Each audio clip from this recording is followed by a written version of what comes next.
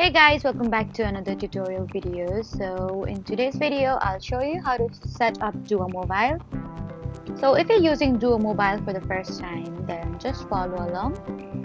First, download the Duo Mobile app from the App Store or Google Play Store. And open the app and allow any requested permissions such as camera access for scanning QR codes. Next, sign into the website or service that requires Duo Mobile. Then go to its security or two-factor authentication settings and choose to set up Duo Mobile.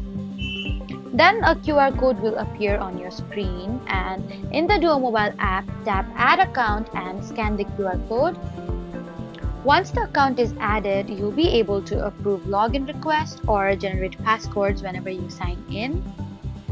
Test the setup by logging into the service and approving the authentication request.